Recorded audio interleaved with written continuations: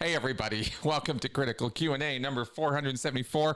As you may have seen in the comments before the stream started, I was having a little update fun. Microsoft decided to dump the big update on me, I guess. So I was just barely not on time today. Sorry about that. But I was going to prep a few more things that didn't get. I had a couple preset questions, and I'm going to try to see if I can plug them into the chat box while we're going in the Q&A. In fact, as we do, welcome critics and everybody to the show here. Yes, laughs in Linux. Ha ha, I know. I wish I could switch to a Linux system. I've tried.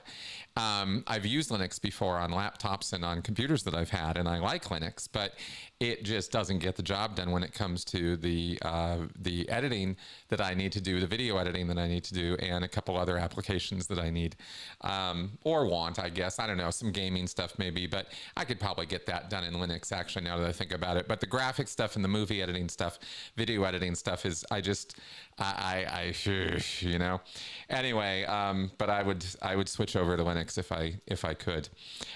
Getting DaVinci Resolve running in Linux is a challenge, and not one that I, anyway, just rambling here. But anyway, let's go ahead and switch over to the Q&A.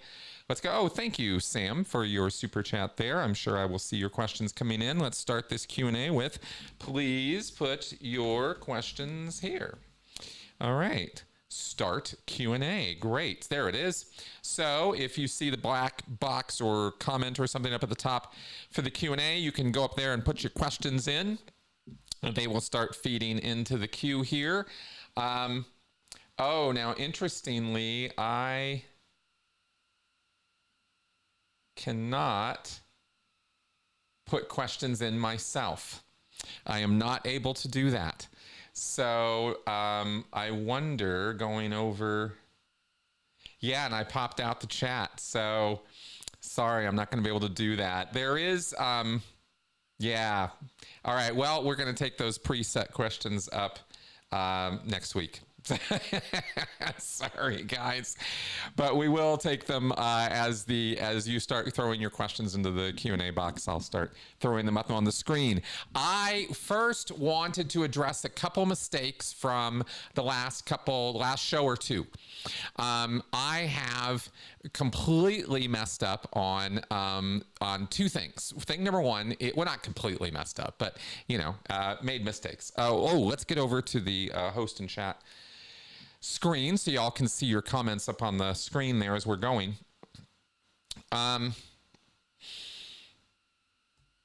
Mespilism. Somebody's asked me about this twice now, and I've sort of fumbled around with this, and I realized that when I was doing my search, it kept sending me to the flower and not the actual term Mespilism. But here's the thing about this, is there is hardly anything out there. It is a Reddit forum, I guess you could say, for, I think that's the language, right? So a subforum or subreddit for Mespilism. And the only thing that's in there are these selected quotes from a book called The Way of the Medlar, M-E-D-L-A-R, Way of the Medlar. And this is a book, and I've got it right here on my phone right now because I couldn't pull up the book as a PDF. There's a link to it on Rick Ross's Cult Education Institute website where somebody asked about it and there's no answer. And there's a link to the PDF of this book, The Way of the Medlar. And I've only got it here because my web browsers won't let me pull up the book because of malware and stuff. My Firefox and my Malwarebytes software are like, yeah, no, don't go there. Well, I tried it on my phone and it went there. So here's the book. And it's got this picture of a mespil or whatever, or medlar, this flower, the medlar tree.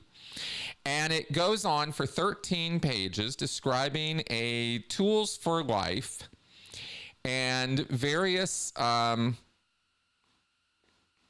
pieces of advice And I'm just going to read a couple parts to you, give you sort of the flavor of this. This is not a, somebody asked me if this was a cult. Mespilism, is this a cult, right? And I can't tell.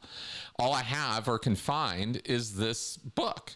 And a book is not a cult. A book is a book, right? It's what people do with it that makes it a cult. And now that I know a little bit more about it, I can at least comment on it a little bit more intelligently than the blah, blah, blah that I was doing the last couple of weeks. So I wanted to let you guys know about this.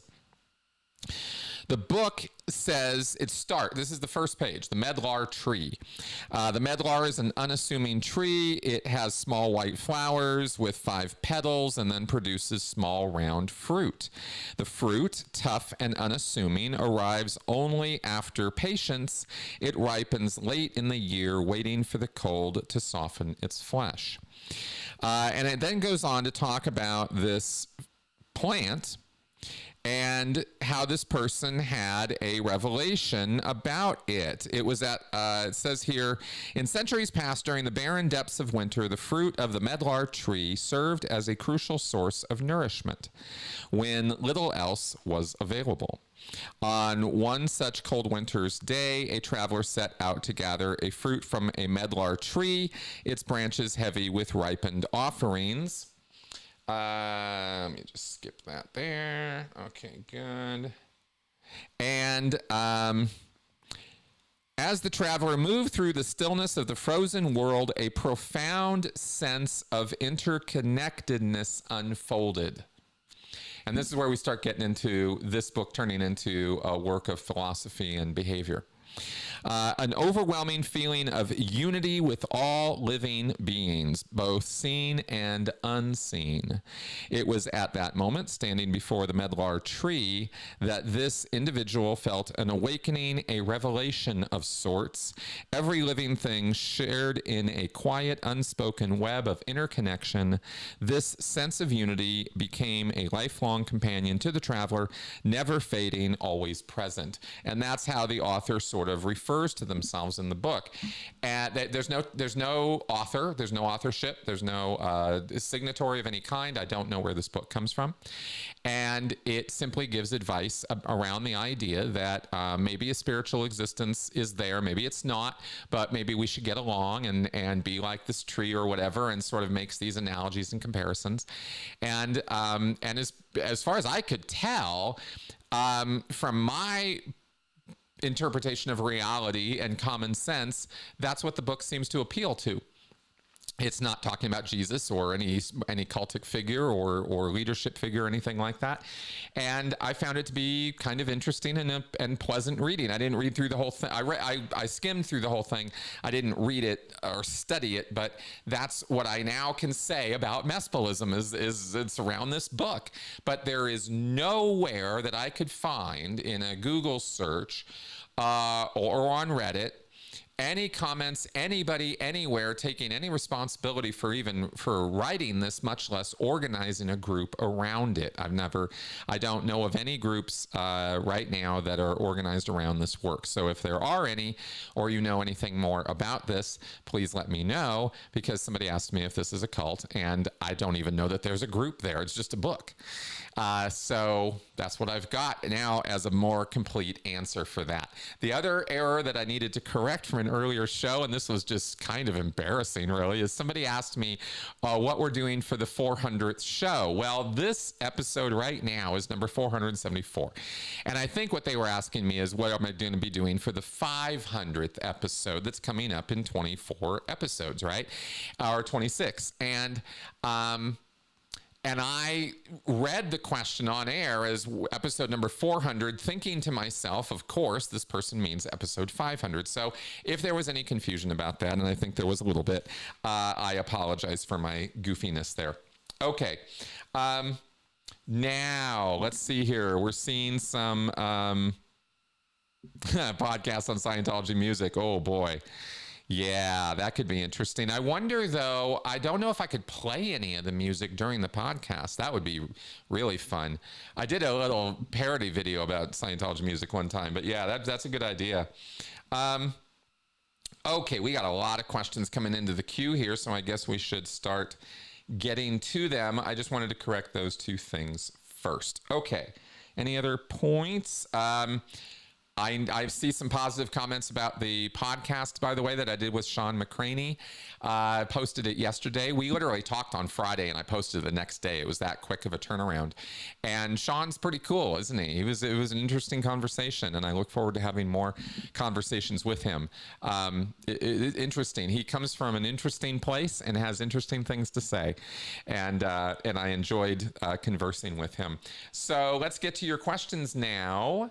Starting from the top. Waiting for it to come up on screen here. There it is. Hey, Chris, any bets on what DM David Miscavige might announce at St. Hill next week? Aside from the IAS 40th anniversary and the Paris Ideal Org early in the year, there's not much for him to brag about. Well, that's for sure, young Matador. Miscavige doesn't have a lot of laurels to really rest on right now, but you wouldn't know that from within the bubble world of Scientology, would you? You know, all this time we've been talking about the sort of shrinkage of Scientology and the breakage of it and the fact that it's really not going anywhere really fast.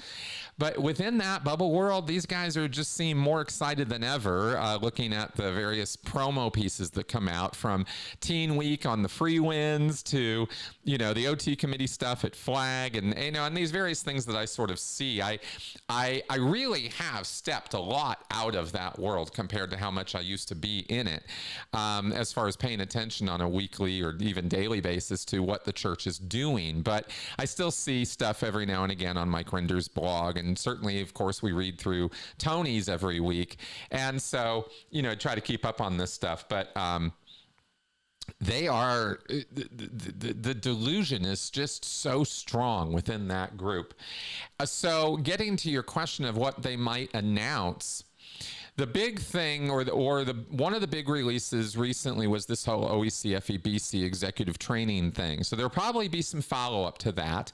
It would be appropriate for an IAS event that they follow up on Miscavige's latest big release, which was all this policy and a new org board and this kind of thing. In fact, I'm really hoping they will, because I'd like to see some pictures and some updates on what did he change. There's this new org board, apparently, that we heard word of. How new? What's different about it? I mean, you know, there have been lots of different proposed organizing boards over the years. I can think of at least 5 or 6 for the churches. And so Miscavige has gone back and pulled up something, and I'd like to know what that looks like. And of course, you know, how policy is being issued these days. I explained, I think last week, about issues and Mimeo and how they would be distributed, and then they were put into these bound books in 1971. They finally started taking all these policy letters and binding them into books, but those were still subject to constant updates and that kind of thing. So, you know, what do they look like now? What are they doing, right, with these things? And then finally, other things that he might announce. I don't see any new tech releases on the immediate horizon, but you know, things that Miscavige still has up his sleeve to bring back in a real big way in Scientology would be, if he wants to go this direction, would be the Key to Life and the Life Orientation courses. Those are 2 big ticket items that cost, you know, they cost a lot of money, and they are relatively easy to deliver. You only need a course supervisor and, you know, an auditor or something to be able to deliver and obviously a case supervisor to deliver the course. So it was a big deal back in the early 90s. It was huge. It took Scientology by storm. It might be time 30 years later to, you know, bring it on back. God, 30 years, Jesus. I did the original training on that. Doesn't feel like it was that long ago, and at the same time it feels like it was lifetimes ago. 1991. Okay, let's see. Other things that Miscavige could release. More lectures. You know, there could be another lecture set or more materials from Hubbard. I mean, they have not released everything by a long shot. So there are definitely more Hubbard properties that could come out. I don't see any new books, but dictionaries are still waiting to be, released, as I understand it. So there's a lot of stuff for him to sort of go through the Hubbard archives and pull out if he's desperate for stuff. But those are along the lines of what I'm thinking right now. I guess we'll have to see, what happens here. But that would be what I'd like to see, at least. Yeah. All right. Let's call it that and move on here. X-Cyan asks, I enjoyed the podcast of your interview with self-proclaimed and reformed sociopath Shawn McCraney. Was it as interesting for you to do as it was for me to watch? I hope, yes, I hope it was, because I was absolutely fascinated talking with him. I've been following some of his interviews and work for about a year or two, I think, as I was first made aware of him by Matt Bywater. And I just updated the description on the video to include a link to an interview that Matt did with Shawn as well. He's done quite a bit, and he's been around on the internet and on videos and stuff for many, many, many years in different versions of himself, I guess you could say, and I was looking for a profile picture for him. I saw a lot of different stuff he's done over the years, and this is his, his current or latest incarnation or whatever that he's been through all the various changes in his life, and they've all been kind of interesting. He's this big bear of a man, and he's like this preacher or pastor, but he has a sort of anti-establishment, anti-organizational religion bent to him. He's got his own personal psychological backstory and change and conversion moment, and that whole thing is what first was of the most important and interesting thing about him to me. Was what was that about? Because I'm very interested in, and I'm not alone in this, I'm just catching up to what other people have already been putting together for many years, I'm finding. I'm very interested in this epiphany stuff and how we have these sudden moments, or seemingly sudden moments of, flashes of insight or change, when our road to Damascus moments, as they say, right? Those like come to Jesus moments where everything changes on a dime, it seems. And I believe that it's something that is built up to, like we talked about in the show, but it doesn't just happen out of nowhere all at once. I think that people are subconscious or subliminally or subconsciously sort of building to this incident that happens. And epiphanies are really cool when they happen. And I finally got to talk about Maliphanies as well. So that was fun. So anyway, I really, really enjoyed that podcast. And I look forward to talking to him more in the future about his views on sort of from the religious angle. Because I got papers. These are notes from Matt, actually, of conversations he's had with Shawn about the subject of religion that I want to dive into with him about, because I think it'll make interesting podcast fodder for sure for you guys. I think it's absolutely fascinating stuff to me. Because I talked, here's what I'll sort of say about this real fast and move on, is I've said before, years ago, and I still stand by this idea, that religion as a concept or term is very, very difficult to even communicate about, because there's three different ways that it's understood in the world. And yet we use the same word for all three things. There's religious belief, which you carry around inside of you, which only exists in your head and nobody else's. Your beliefs are yours. And that's religion to you. But then there is, so there's sort of the religious belief angle of it, right? Then there's the religious practice, is how you actually carry it out in the real world. And this involves other people often, and, and these kind of things. And it's how you execute your religion. Do you go to church? Do you pray? Do you do this? Do you do that? What do you do? Do you go into auditing? And that's your religious practice. And we also call that religion. Just use that word, religion. And you throw a word out like that, and it's like, well, are you talking about the beliefs? Or are you talking about the practices? Because those can be very different things, can't they? And then finally, the third aspect of the word religion is organized religion. The churches, the structures, the buildings, the hierarchies, the rules and rituals and rites and all that stuff. The rules of it, I should say, rather. The rites and rituals are really religious practice, but the structure of it, the money collection, the tax benefits, the this, the that, all that's the third part, right? Under organized religion. And you say the word religion and you go, I hate religion. And somebody hears that and goes, thinks you're talking about belief and goes, oh, well, blah, blah, blah, let me tell you. And you're not talking about belief. You're talking about the organized practice of it, or you're talking about the structures of it and the corruption in it and all the stuff that goes along with that. But we only have one stupid word to describe all of this stuff. And I think that's silly, right? I think it leads to a lot of confusion is why I think it's silly. But anyway, just enough said about that. How we doing here? Okay, good. Let's carry on here. Joe DeCeppo. I found your word Maliphany very interesting. If a cult manipulates someone to have a false epiphany, is it a Maliphany or just an epiphany for a bad cause? Okay. The way I sort of divided the idea of an epiphany versus a Maliphany is the results or consequences of the change, right?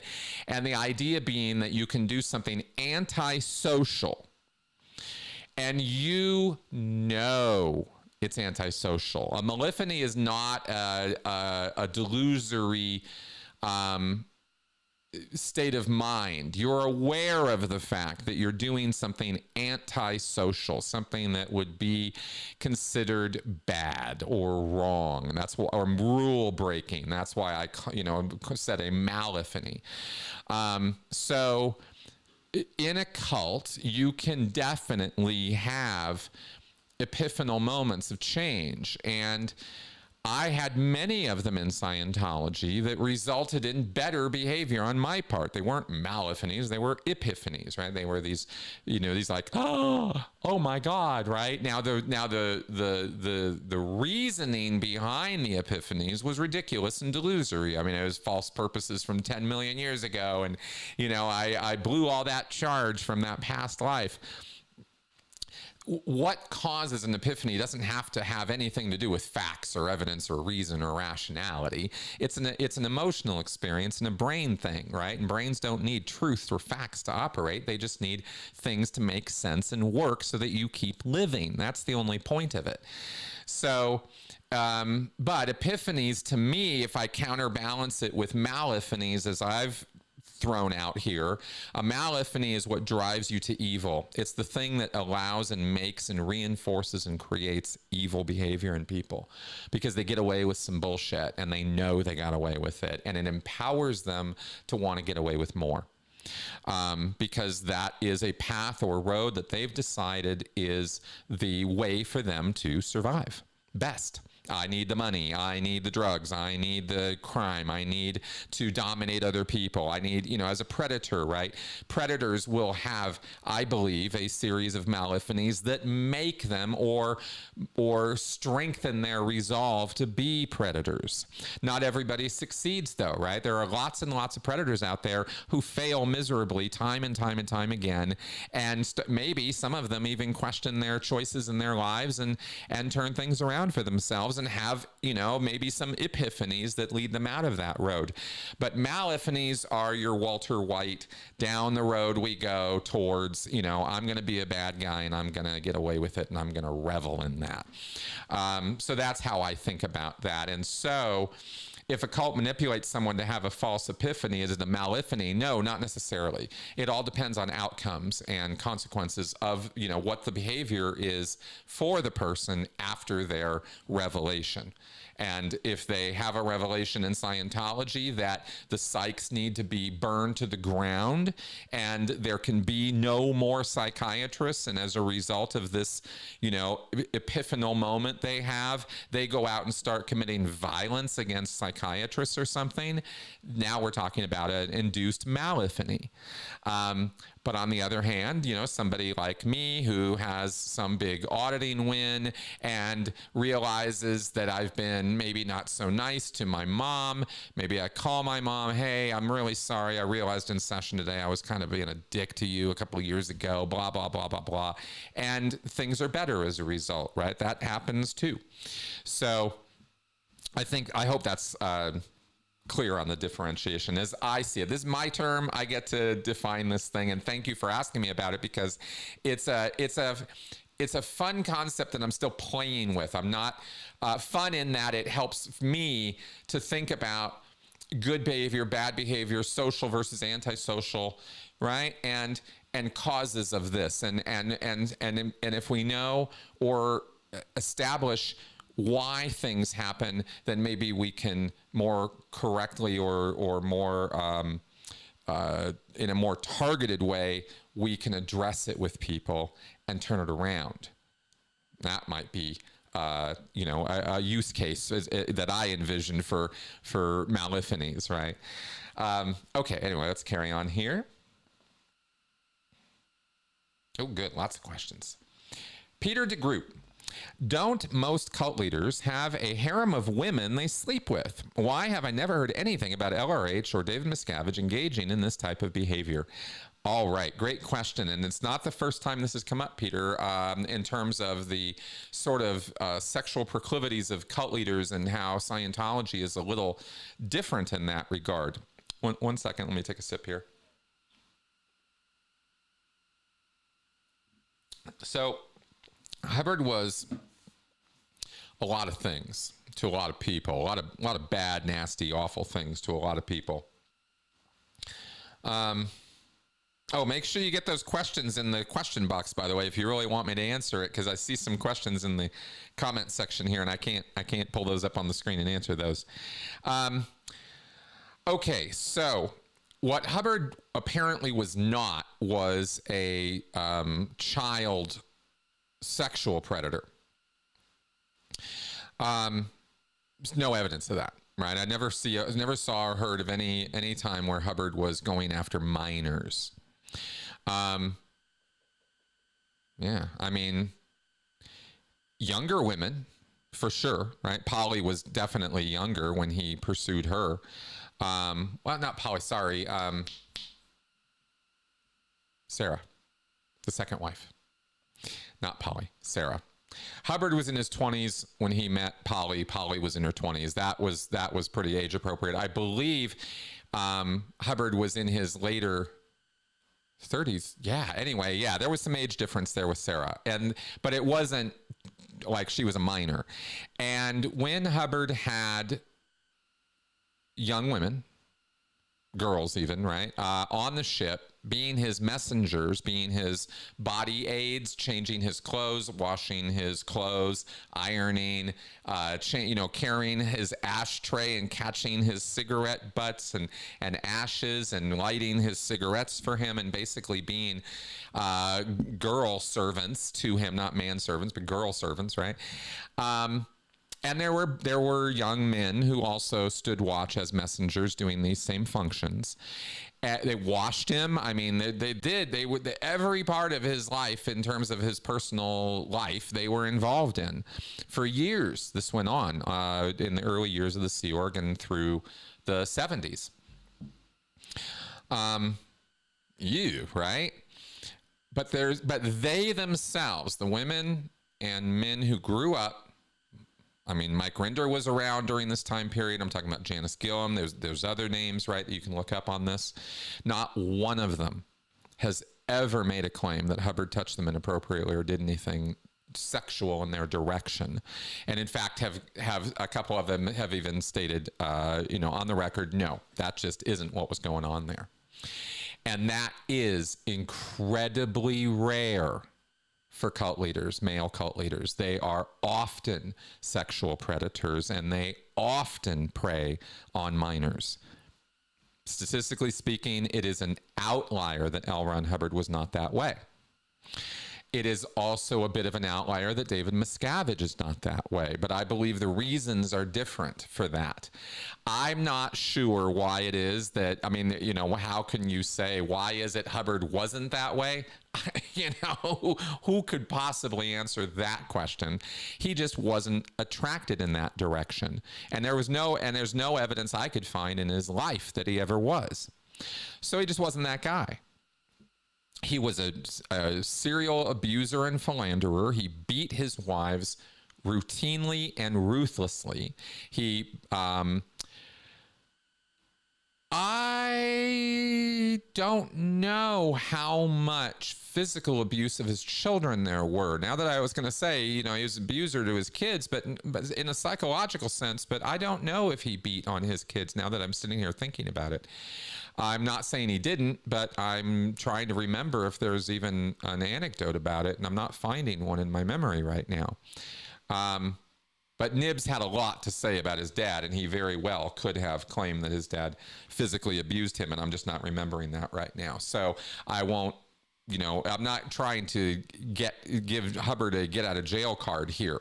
Hubbard was an asshole of the highest order. He just didn't happen to be a child sexual predator.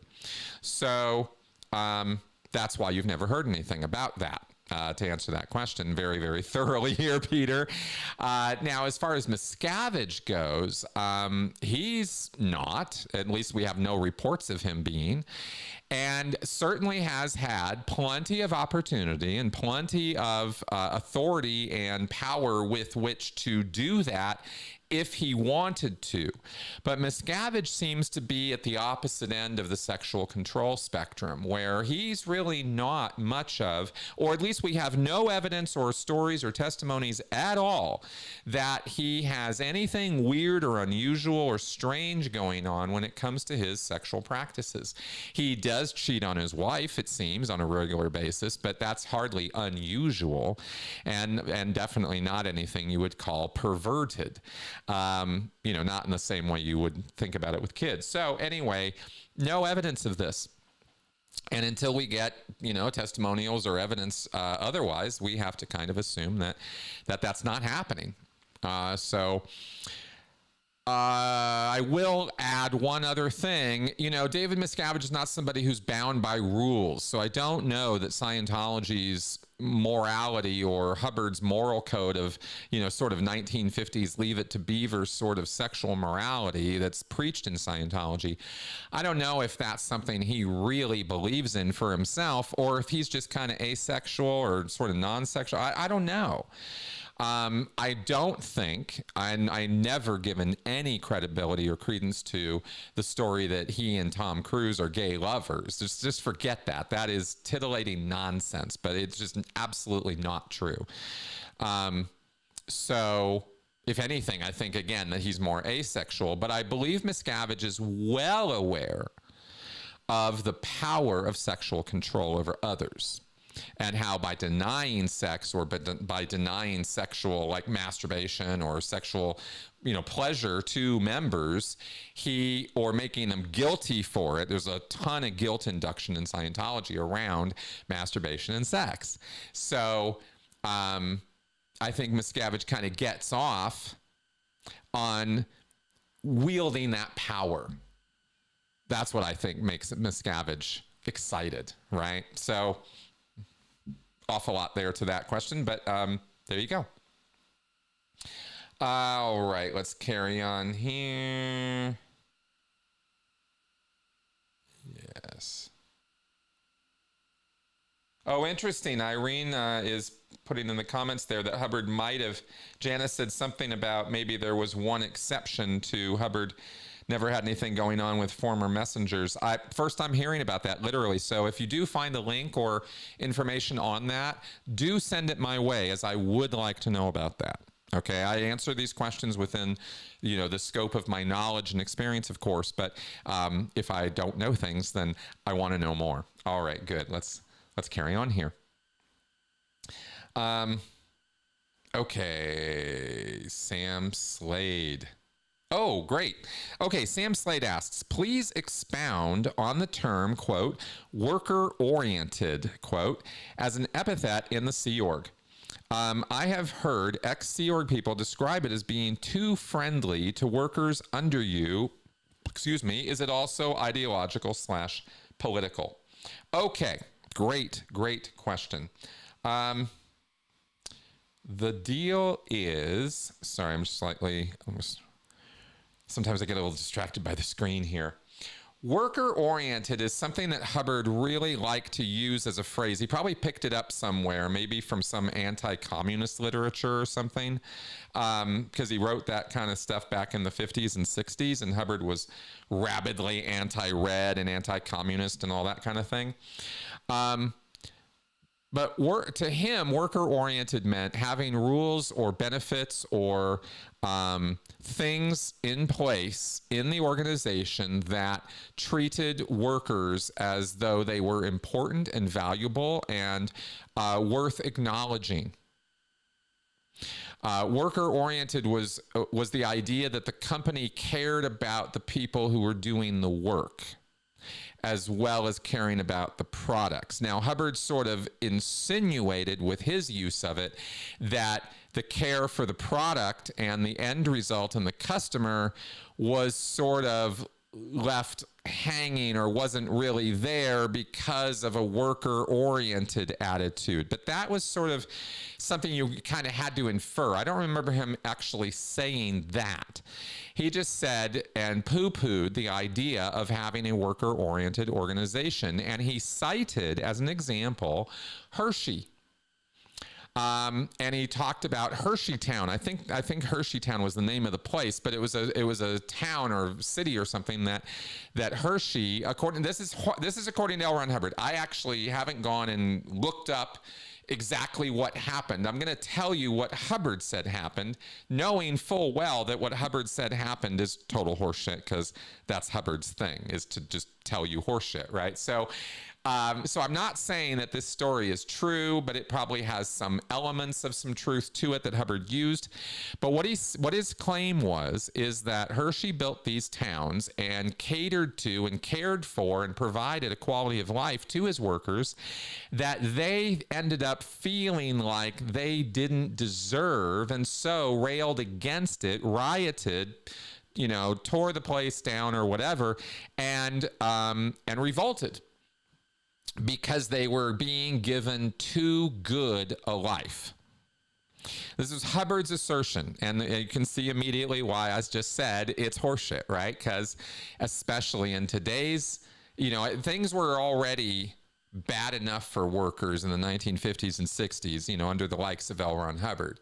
We come forward to today where, the cost of living has, and inflation indexes and all that have gone out the straight up and vertical, versus the pay rate keeping up with inflation. And we can see this gigantic gap, which only has one consequence, one end result. That graph, if unchanged in that income disparity versus inflation, the only result of that graph is bloody, violent, and horrifying revolution.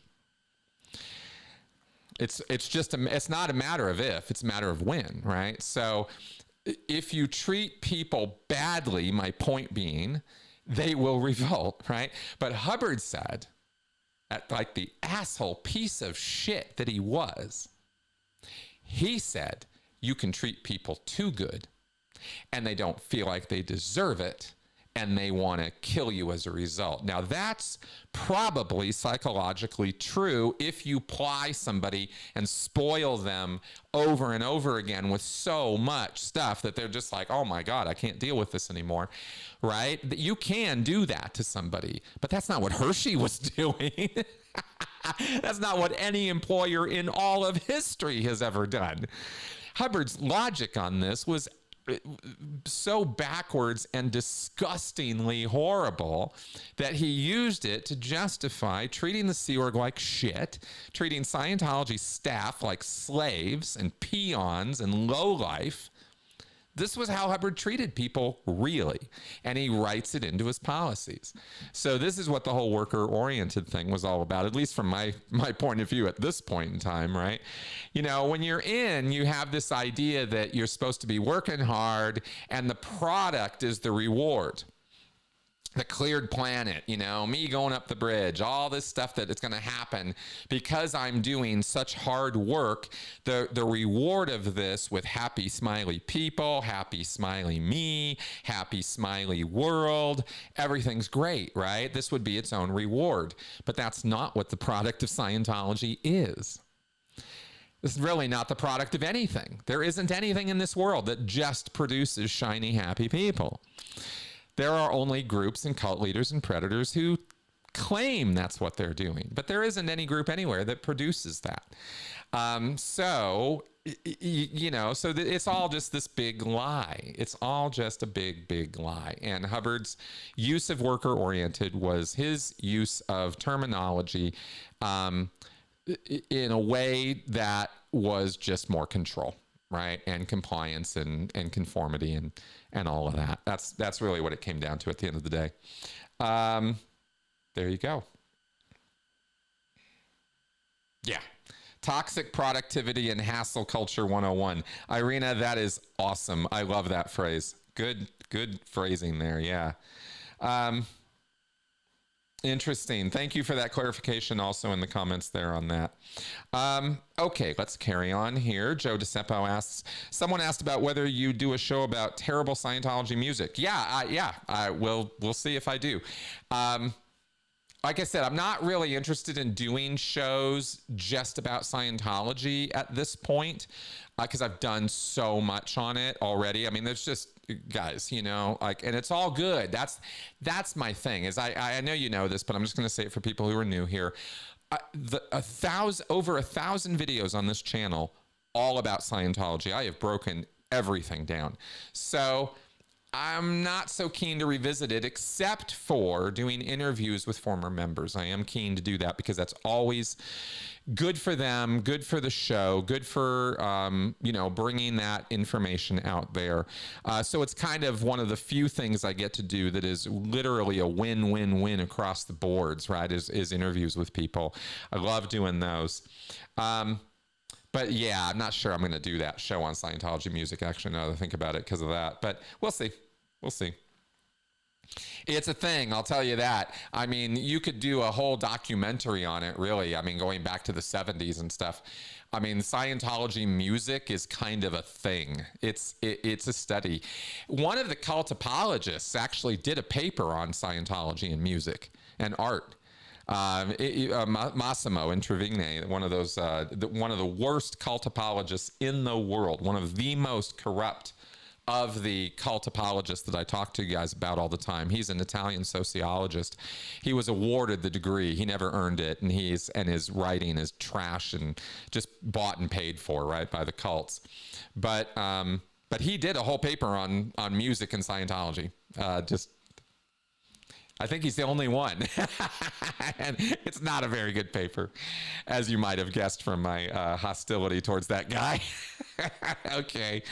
No, I have not watched that cult documentary. It's just another one on the list I haven't gotten to yet. But I've got this really long list. I'm first getting through my book pile here for my research for my current project. And then I'm gonna have a whole nother pile for the next one, actually. But I gotta cram this stuff in better somehow because I got a lot of reading ahead of me and watching. I've got whole stuff I want to do on some cult stuff and entertainment that I haven't gotten to yet either. All right. Anyway, sorry for my rambling. Let's carry on with the questions. Anthony Spurgeon asks, "What do you think about Zen Koans? Unsolvable riddles monks told their students that produced enlightenment." Huh. Well, now I think I want to look that up and see what you're talking about. Oh, okay. All right. Zen Koans from the Awakening Dharma website. Just the first one I pulled up here. Are they going to appear here? I am looking for, this is some Buddhist site offering awakenings.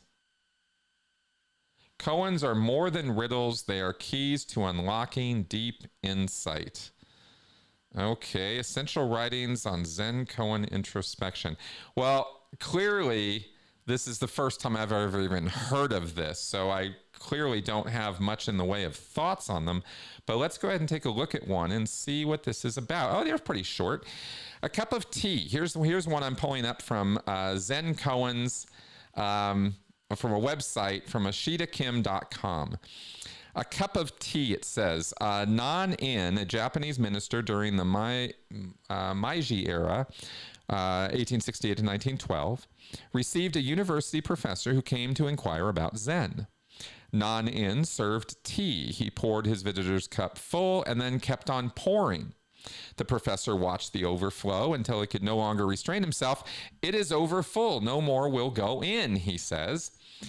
"Like this cup," Nan-in said, "you are full of your own opinions and speculations. How can I show you Zen unless you first empty your cup?" Oh, wow. How deep. Okay. So these are clever little things to give you some insight. Okay, that's cool. I think that's crafty and clever in the right moment. That's what I think about those. I don't know what else to say about it right now, but that's interesting. Okay. Koan. Okay. Koan. The sound of one hand clapping is the most famous one. Tree falls in the forest, right, is another one. Okay, cool. Yeah, just Koan. Okay, got it. So not Koans, Koan. Thank you for clarifying that for me. Yeah, they're interesting. I will say that they're interesting.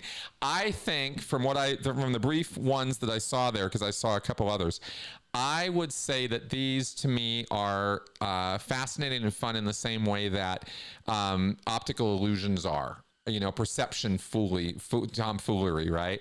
I love that stuff. I love stuff that, that is concise and clever and yeah, I like that. I like those kind of things. So I'll say right now, I Koans. Okay, cool. Yeah, they're awesome.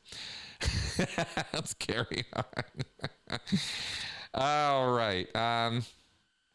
I don't know. X-Science says, besides being the ex-husband of Lisa Marie Presley, who is Danny Keough, and what are his ties to Scientology? I think he was an actor, artist, of some musician or something, and he got involved in Scientology and then met Lisa Marie, if I'm remembering right. I remember one or two pictures of him from very, very old celebrity mags from years ago, 1990s or something, right? It sickens me that I'm saying very, very old and talking about the 1990s, by the way. But I don't really know much about Danny Keough. You'd have to Google him and stuff. He connected up with Lisa and Marie, and they had Riley, of course. I remember when Riley was born, actually. And then he was, not around. So I don't really know what else to say.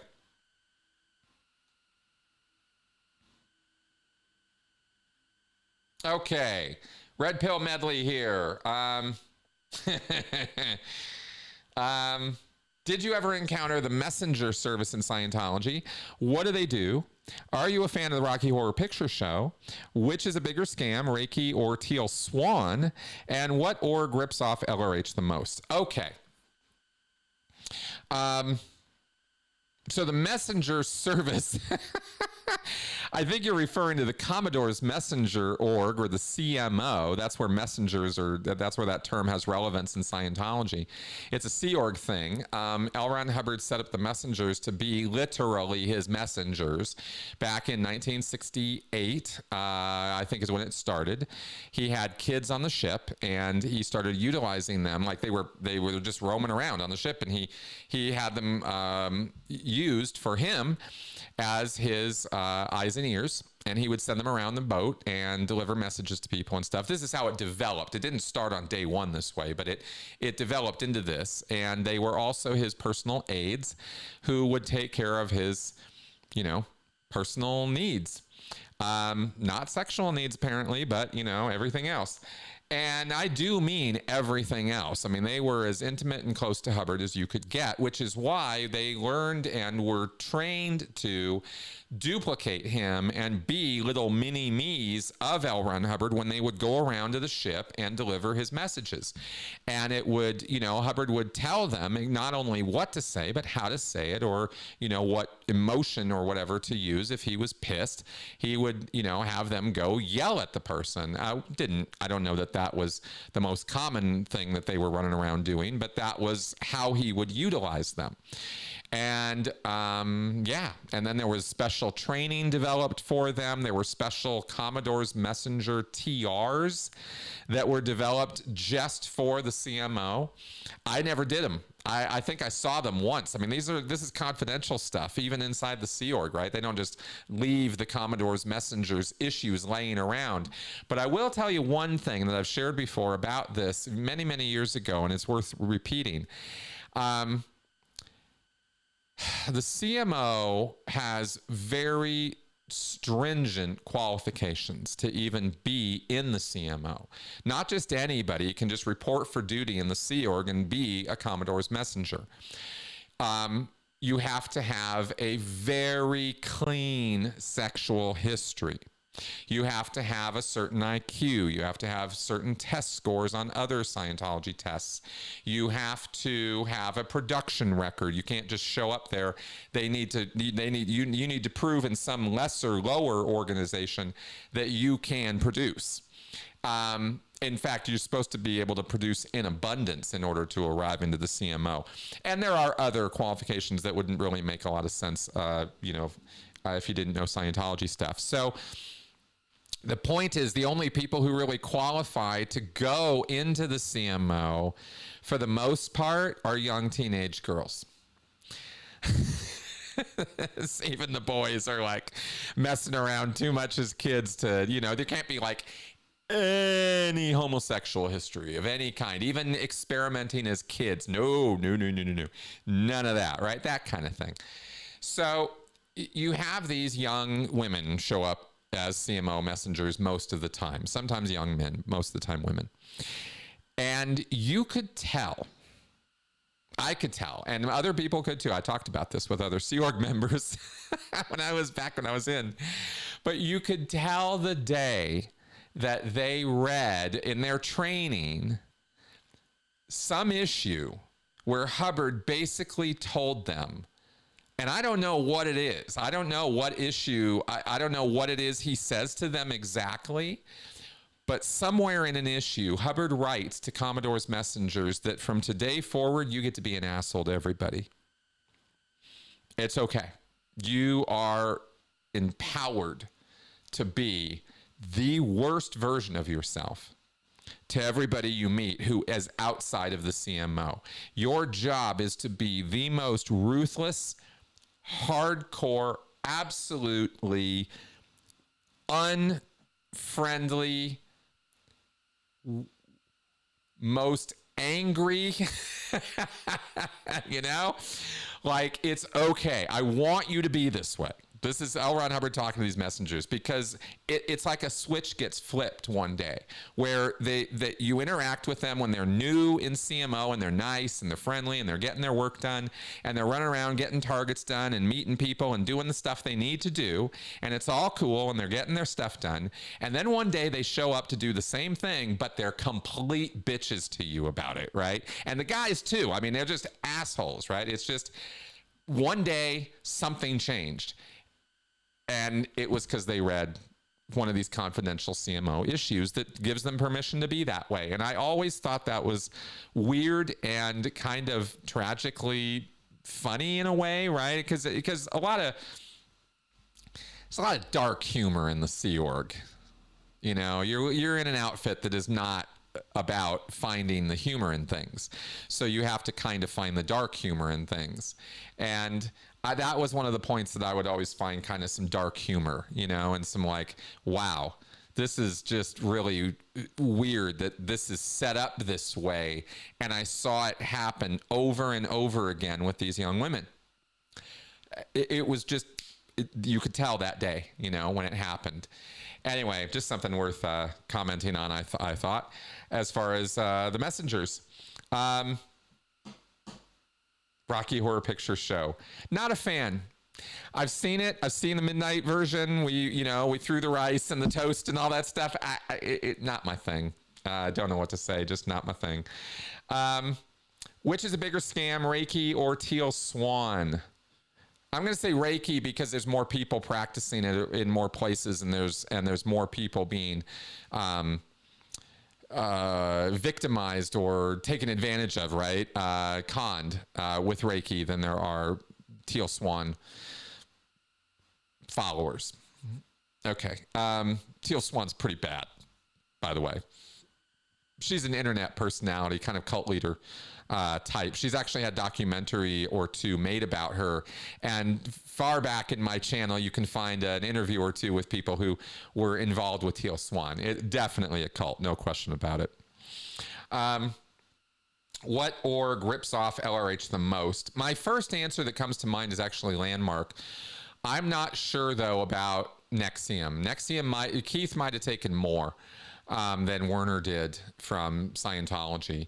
Because Werner pulls in from a few different places. NXIVM did too. Keith Raniere pulled in from a few different places too. But he really blatantly was copying the Scientology, right? But then again, so was Werner.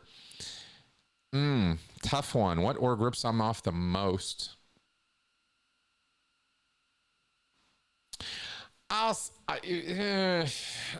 guess I'll say NXIVM right now. From my knowledge of this, I'll say NXIVM. I think there's more direct rip-off there. I think Werner definitely took an awful lot from Scientology.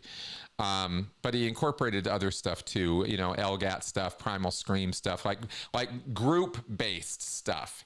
And Keith's stuff was seemingly LGAT in some ways. There were these classroom situations, but Keith's real magic was right? Was doing his one-on-ones with people, or having people doing these one-on-one stuff. So like that DOS stuff, that was one-on-one stuff. So I think I'm gonna go in that direction, lean slightly, and needle goes over there. Yeah, okay. All right, X-Cyan. Doesn't the freedom of religion include the freedom and right to leave it? Well, yes. Before an R-factor washdown. Wow, Irina, you got some great comments today. Okay. Remember to get the questions in the box here, X-Cyan. Okay, sorry, let me get back to this. Yes, freedom of religion is freedom of religion.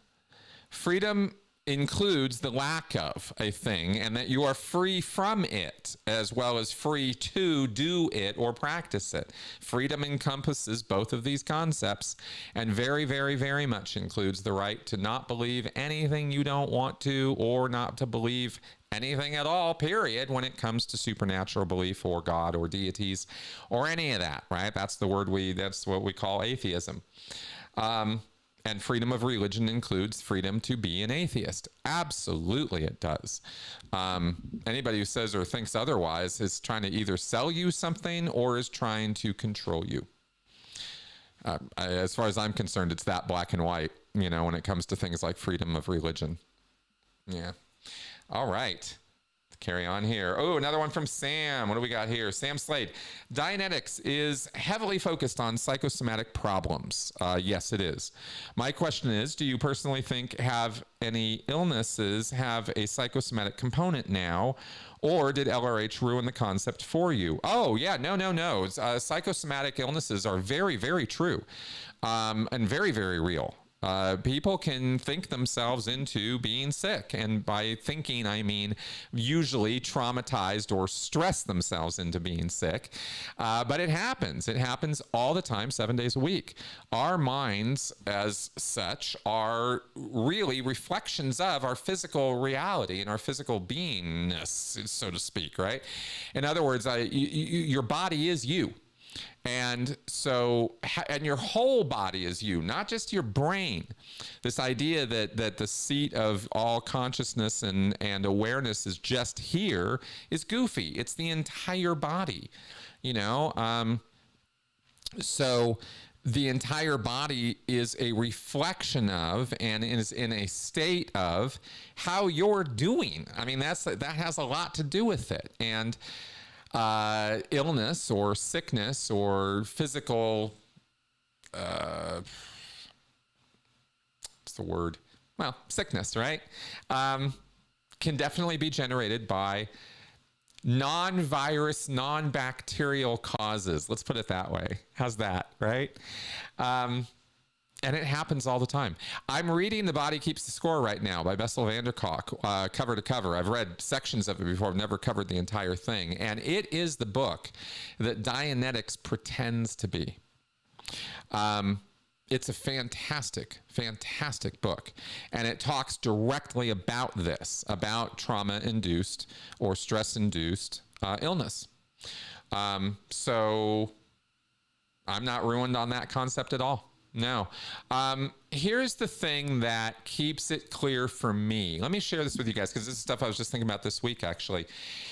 You read a book like The Body Keeps the Score, and if you're a Dianeticist or a Scientologist, you could read that book and go, oh, this guy's just rewriting Dianetics in a scientific sense, right? Or using scientific words or something. But this is all just Dianetics. No, it's not. And there are very clear distinctions between the phenomena and practice of Dianetics versus something like what a trauma specialist or a psychiatrist or psychologist is doing. And I wanted to differentiate these two things because for ex-members reading about this stuff, it can be a little confusing. They talk about triggering, for example, that word triggering. Well, that really is a synonym for the Dianetic Scientology concept of restimulation. But what is it that's being restimulated or triggered? That's where the paths completely diverge into two different directions.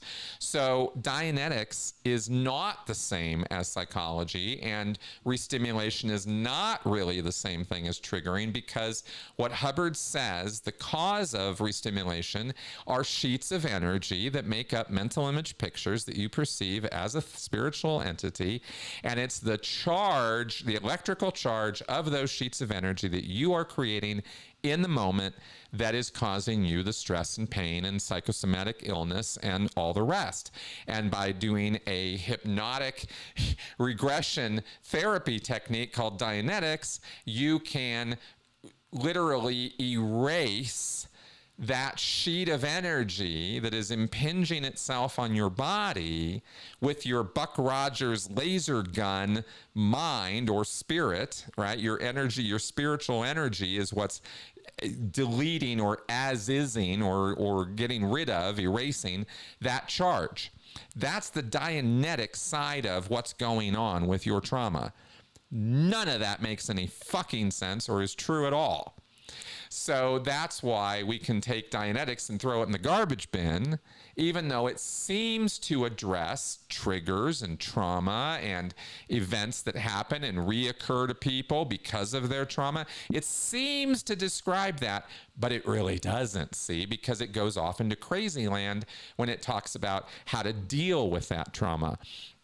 You read a trauma specialist like van der Kolk, or, you know, you go into psychology and psychiatry and you find out that you are not going to just learn a few things and all the trauma is going to go away, or you're going to have a few sessions with a trauma specialist and suddenly, you know, you're going to walk out every single session blown out with your head exploding in happiness and joy. That's the cult crap, right? That's the expectations that are set by the cult, and that's not how any of this really works. And that's why people can get into Dianetics and Scientology who truly have a bunch of stress and trauma and never relieve any of it, but tell themselves they are and walk around even worse off, thinking they're better off. That is, I would never want to doom anybody to that fate. Oh, ugh, right? Anyway, just worth commenting on, I suppose. There you go. Okay, cool. Ex-witness Vernon. I think I've been asked this before. This is it's an interesting question. Let's do this one. Oh, Matt's in the questions here. Cool. Okay, ex-witness Vernon, what do you think Hubbard would think of Trump? Would Hubbard vote for him?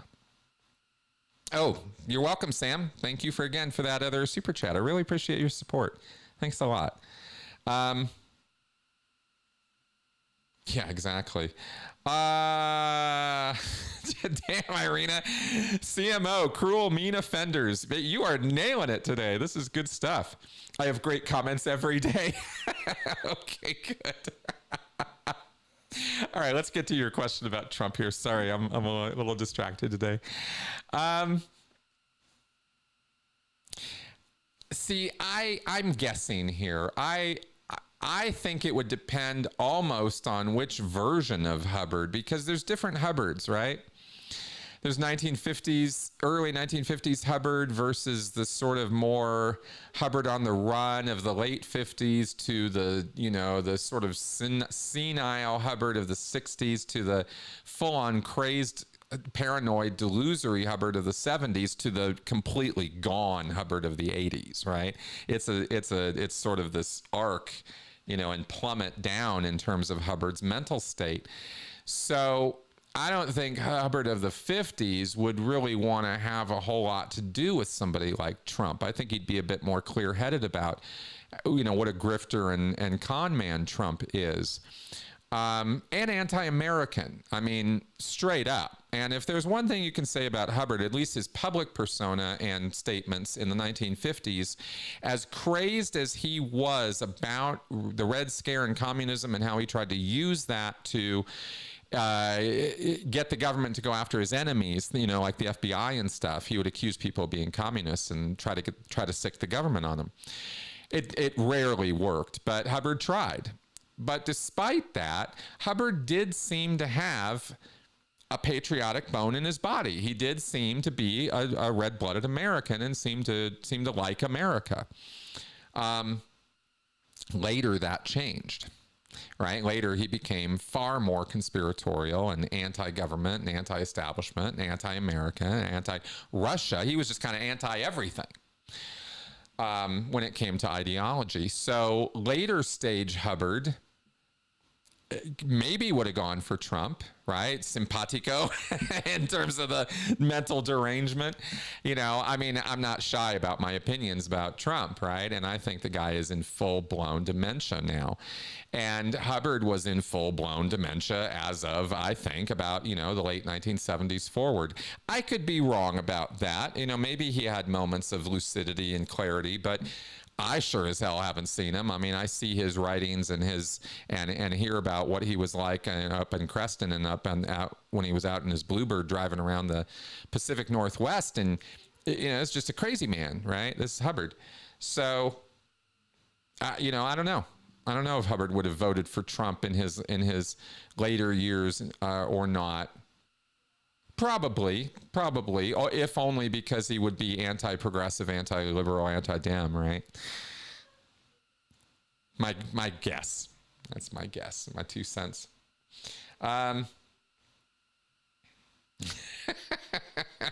Okay. Let's carry on here. Ex-Scion. Even before Scientology, I felt that it was good to take responsibility for bad things that happen to you, even if only to learn from it and take steps to see it doesn't happen again, don't you? Well, yeah. See, the funny thing for me is my morality, exactly as you described there, in terms of taking responsibility for things, being honest, not allowing your dishonesties to pile up and plague you and cave you in and make you feel so bad about yourself all the time, all that kind of stuff. I grew up on those ideas, and they came from Scientology-based materials. It was Ruth Minshall's Miracles for Breakfast that gave me more of my morality than, so many other things. And my parents, of course, too. I mean, I say too, it really is the other way around. I mean, my parents were all over me about, honesty and integrity without being arrogant or conceited or awful about it. My parents were not overbearing when it came to this. They were just straight up, and they leveled with me about things. And I can see and appreciate that more now than I did then. Because of course, when you're a kid, you're always pushing the boundaries and trying to get out of the envelope and trying to get away with stuff just for the sake of getting away with stuff. You know, it doesn't always have to have some nefarious purpose behind it. Sometimes we just want to do stuff just to be bad, you know, and not full-blown epiphanal bad, just, you know, just a little bit like, you know, so there was always that there too, I think. That's just sort of childlike sort of stuff. Well, not just childlike, is it? I guess some of us keep it into adulthood, but you outgrow a lot of that. And for me, that was how my morality, at least when I think back to the things that mattered to me, the milestones of my moral development very much included concepts of overts, withholds, honesty, openness with people, being, you know, transparent with those that it matters to be. And of course, in a cult, you take that too far and you're overly transparent and there's no boundaries. But that's not what I was learning as a kid. That came a little bit later. And so, yeah, I do think that all those things that you said there are true. And yeah, and there you go. I'm not sure what else to say about that right now, except that that's what it made me think of when you asked me about that. So. Okay, let's carry on here. Anthony Spurgeon, growing in trad Catholicism, I was taught about all the hidden Catholicism in Lord of the Rings. Tolkien was definitely a trad cat and would make a nuisance during the new mass in protest. Thoughts?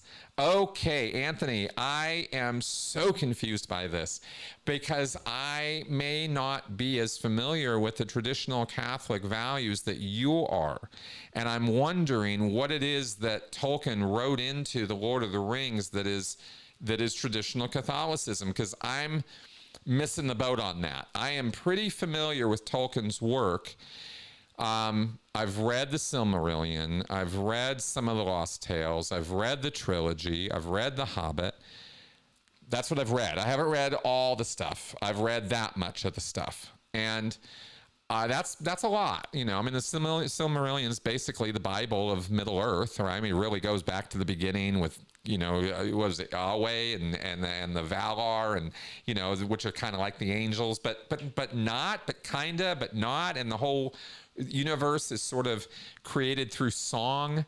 You know, that whole thing doesn't sound Catholic at all to me. So maybe I'm missing the boat, probably am, you know, if I'm being honest, as to how this works. You know, what I think of, and I think you and I messaged about this at one point, I am well aware that C.S. Lewis was a kind of theologian type guy, right? And he wrote the Narnia series around Christianity or Christian principles, and Aslan the lion, for example, and his death and coming back, resurrection in the first book of the Narnia series, Lion, the Witch, and the Wardrobe, is very directly Christian allegory. That I can see, you know, death, resurrection, etc., faith, belief, you know, pretty clear, right? But Lord of the Rings, I get confused. And yeah, like I said, it's probably just my ignorance. So that's what you know, so those are my thoughts right now. But you and I need to talk about this, because you need to explain it, break it down for me, and then I can understand it, and then I can talk more intelligently about it. So there's what I've got for you today on that, Anthony. Sorry. Okay, here we go. X-Cyan. What is the FPRD? False Purpose Rundown. What does it do? Okay, this is Scientology stuff, and it is some of the nastiest of Scientology stuff. The False Purpose Rundown was developed in the early 1980s and released in 1984 in Scientology. It didn't exist until then. It is an additional series of steps that are added to standard Scientology security checking. You can take a list of questions that are invasive questions meant to produce crime, you confessing your crimes, right? Have you ever stolen something from your job, right? Did you ever cheat on your wife? You can put a list of questions together, and you can ask them using an e-meter in a formal auditing session called a security check, and it has its own kind of style, and the auditor has to be specially trained to do it. And you can ask these questions on an e-meter and get the answers and take it early or similar and get them all resolved that way. And every single question on the list has to be taken to what's called a floating needle on the e-meter. That's how you know you're done. The needle does this kind of a back and forth kind of deal. And that's your floating needle, and that's what you're looking for in asking these questions and getting to the bottom of them. So, have you ever stolen something from your job? Yeah, I stole some paper clips. Okay, good. When, how, why, where? Okay, good. That's all of that. Okay, great. And hey, look at that. Your needle's floating. Okay, great. Have you ever stolen anything from your job? No, I haven't. Okay, good. Your needle's floating. We're done. That's a security check. Regular, usual security check. False purpose rundown adds some more steps. You FN the question, you get to the, oh yes, I haven't, stolen any of these things. Okay, great. Now, here's the next question for you. We're not going to go to the next question on the sec check yet. We're going to ask another series of questions about evil purposes. We're going to say, was there some evil purpose or destructive intention that prompted you to commit that overt? That's the question that you ask, right? So now you've got this whole overt or series of overts that you've run, but now you're going to find out, was there some false purpose or evil intention that prompted you to commit that overt? Oh, gee, yeah, I had the evil intention to burn the place to the ground, right? Referring to your job. But in this case of committing this overt with the, taking all the paper clips, right? But there was this evil intention. And that's actually what prompted you to commit the overt in the first place, was you had this intention deep, deep down in your thetan that you want to burn the place to the ground. And that's not the only place you want to burn this to the ground. You've been doing this, burning this place to the ground, according to Hubbard, for millennia. This false purpose, this evil intention is something you've probably been carrying around with you for a very, very long time in your thetan, right? So you're going to get this question about, was there some evil purpose? And you cough up what it is. And then you're going to take that earlier and earlier, and I'm forgetting the exact questions, but you take that false purpose down and find out different times when you dramatized it, when you let loose with, burn this place to the ground. And you take that down to a floating needle where ostensibly the explanation is that you have blown the evil purpose and you no longer have that in your thetan that you're operating with, right? I keep saying that little phrase. It's no longer part of you. And that might not sound like that big of a deal, but an evil intention is a kind of postulate in Scientology. And this is the woof and warp of you. So the false purpose rundown, according to L. Ron Hubbard, is amongst some of the most powerful auditing that you can get. Because it's reaching deep down to not just get some stuff you did, but why did you do it? All the way down to the evil core, right? And this frames your behavior in very interesting ways, because now you believe, as a Scientologist, when you learn about all this stuff, you believe that your behavior is being driven by decisions that you made, postulates that you made. That's what the word postulate in Scientology, that means a decision or intention or something you want to have manifest or make happen. If you postulate that you'll get a new job that'll pay you enough money, and tomorrow you get that job, well, your postulate came true, right? You succeeded at postulating that into existence. You created it Where it wasn't there before, you created it. That's a postulate. And you have been postulating all kinds of things over the millennia that you've been crawling around in this universe.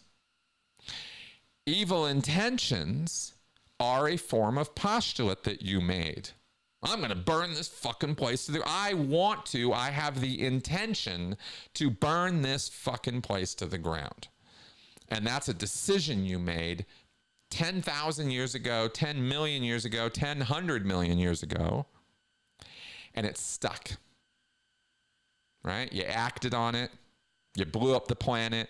You wiped out the civilization. You killed your spouse. You did whatever nasty, horrible thing you did in service to this postulate, this decision that you made, which was an evil decision. And there you had at it, right? You sort of locked it in place by doing this very bad thing. And that in order to be right, you have to keep dramatizing the evil purpose. You have to keep doing it to prove to yourself that you were right for making that decision in the first place. And this is the cycle of evil in Scientology. This is how Hubbard explains evil, is that you decided to be evil and stuck to it. And so the false purpose rundown, the idea is that we're going to go and sort of surgically excise each of these evil decisions or purposes that you have. Right? So people get very heady on this stuff, right? Because they believe they are dealing with basic instinctive impulses, that they are sort of taking an apple core to their mind, right, to their spirit, and sort of pulling these things out. That's the theory of it, right? That's how it's supposed to work. And from this comes another action, which I'm not going to go into all the detail of today, called the truth rundown, where you take this false purpose thing, but you apply it in an even more specialized way to gaslight the shit out of people in Scientology and make them think that not only do they have evil intentions, but they've been using those evil intentions to destroy L. Ron Hubbard, David Miscavige, and Scientology specifically through black PR, right? By rumor mongering and stuff like that. And that's how the truth rundown works. Oh, okay. Okay. All right. Just finding out right now that I will not be going on with Tony today. No worries. So that's fine. So we will not have a straight up and vertical this week. Because of that, I'll put a note up on my community tab page. But that means we get to carry on unimpeded because I don't have to disappear at 3 o'clock in half an hour to go off to record that show. So let's carry on here and make sure we get through all your questions today. How about that? All right, here we go. So that's your false purpose rundown, and I hope that clarifies things on that. The false purpose rundown, by the way, is what I spent over 1,000 hours of auditing on when I did the RPF. So I had a lot of false purpose rundown. And I'm going to make a little joke here right now of a self-deprecating nature, but it's kind of true at the same time. If the false purpose rundown really does excise or, remove, surgically sort of remove all of the evil that is in you, and I had 1,000 hours of that kind of auditing, I should be a fucking angel right now, right? And I am not. And I don't think I was born evil to be destroyed, right? I don't think I'm a particularly evil version of a Thetan. But, if this stuff worked, maybe I shouldn't put myself quite in that framing, but yeah. All right. Oh my God. No. Okay, ex-Scion. Jenna Miscavige has 28 videos on her YouTube channel. Most have been posted in the past few weeks. One called Scientology Destroyed My Marriage. Can you say anything about her new boyfriend? Absolutely not. No, I am not going there at all. Yeah, I have literally nothing to say about that. All right, let's carry on. Oh, X-Scion, what is Freedom Magazine? Okay, great question. I love talking about the Scientology history stuff, by the way, guys. I might not be doing new videos about Scientology, but it doesn't mean I don't like talking about it. It was more of a decision for the direction of my channel, but I don't know. Maybe it was a bad decision. Anyway, what is Freedom Magazine? Freedom Magazine was created in 1969 by L. Ron Hubbard as a way of getting out a sort of new line of issue or new line of thinking that Hubbard wanted to put out there. And previously he had different issues that he had put out. You know about the bulletins, you know about the policy letters, you know that there were magazine articles and there were executive directives and there were all these different kinds of issues. But there was stuff Hubbard wanted to talk about or data dump on having to do with espionage, intrigue, international affairs, government, world events, and Scientology's position and relationship to those things. He wanted to expose all of the conspiratorial and government-related nastiness that was going on in the world, not just against Scientology, but Hubbard would constantly use Scientology as an example of how these governments were overreaching and using their power to crush new religious movements. He didn't call it that, but that kind of concept, or, you know, the freedom and technology that L. Ron Hubbard and Scientology offered to the world. These people were the bad guys, and he wanted to expose them because they were trying to stop Scientology. And therefore, right, by consequence of that, they would be destroying the world, because Scientology is the only thing in the world that is turning things around and saving the world, right? And by 1969, L. Ron Hubbard wanted a platform for this, and he created Freedom Magazine in order to get that out there. He had written a bunch of articles and a bunch of essays, basically, that he wanted to get out there. And so they started publishing this magazine. And that was what it was all about: exposing government corruption, exposing schemes and slimy politicians and this kind of thing, but always relating it to Scientology and how these were the shady operators who were trying to take out Scientology and therefore trying to take out, all the good in the world, this kind of thing. That's basically what it is. And it still goes to this day, although it is published very, very sporadically. It is not it has had periods of time, especially in the 1980s, when it was very regularly coming out, and there was an editor and there was a kind of a staff, and the Sea Org kind of ran it and produced it, and it had some interesting stuff in it. Sometimes it had stuff from people like Fletcher Prouty, this absolutely crazy, whack conspiracy, anti-government stuff. And other times it had exposés and articles that, quite honestly, were pretty good.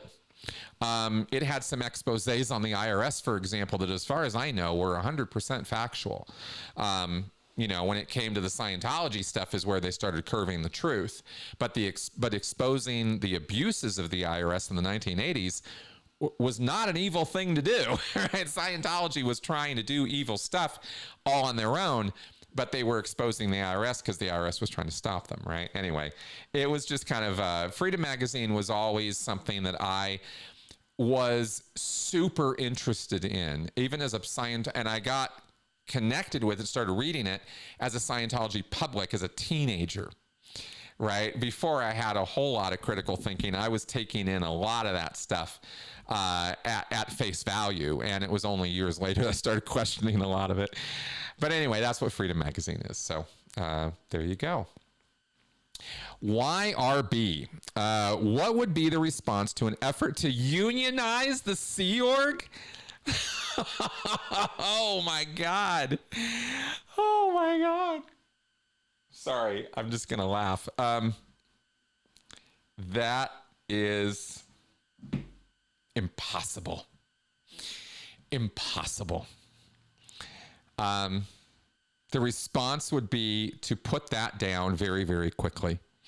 Here's exactly what would happen is the instigator of that idea, the exact person who came up with it, would be found. There is a technique they have. I talked all about FPRD here today.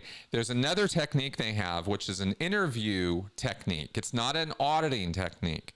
All they got to do is throw you on the meter and ask you questions. That's an interview. An auditing session is when they actually say, this is the session, and they have a whole formal process that they do.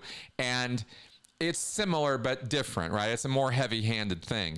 An interview is just questions. Somebody throws you on the meter and asks you a bunch of questions. But these questions are called a rollback interview. And it's another confidential thing in Scientology. Public don't normally know about this. But it's an ethics investigation. And what they would do is they would launch an investigation into the people who wanted to unionize, who started rabble-rousing about this. They would sequester them off right quick. Oh, you're a Sea Org member and you want to form a union of Sea Org members for what? For more pay? Get the fuck out of here. Go sit down in that chair over there, right? They would just herd those people over into a room, and they would go, okay, one by one, we're going to interview you people, and we're going to do what's called a rollback interview. And we're going to ask you, where did you get the idea to unionize? And they're going to have them right there on the e-meter. And it's not going to be a group thing. It's going to be a one-on-one thing. An ethics person who's doing the investigation will be the one doing the interviews. Usually that's how it works. And they'll find out from the person where this idea came from. Oh, Bill told me. Okay, good. So it was Bill. Yeah, Bill, absolutely. So before Bill told you about unionizing, you didn't have any idea about this. No, not at all. No, I definitely got the idea from Bill. Okay, good. All right, so go over into this other room. You ain't talking to Bill again right now. You're going to go over in this other room, and you're going to write down all your bullshit, all your crimes, right? You're going to write your overts and your withholds, because this is ridiculous, and you're ridiculous for even thinking this, and you clearly have overts that are causing you to be against the Sea Org and the group here. That's how they would be dealt with, and one by one by one. And the interviews would all be done to find out who's the common denominator, who came up with this. Oh, it was Bill. Okay, Bill, come over here, right? And this guy is probably going to get declared suppressive. That's, according to the issues, that's what should be done with him. Is they're going to find out, you know, okay, Bill, you're the one who came up with this idea, and if they put Bill on the meter as the final guy, right, like all the answers come to him. So Bill gets put on the meter, and it's like, okay, Bill, where'd you get the idea to unionize? Oh, I came up with it myself. You did? Oh, yeah, absolutely. Because I read about it in an article when I was in college, and we should have unions because that's, you know, better for the workers. Oh, you're worker-oriented. Yeah, absolutely. I see. Well, all right. And away we go, and boom.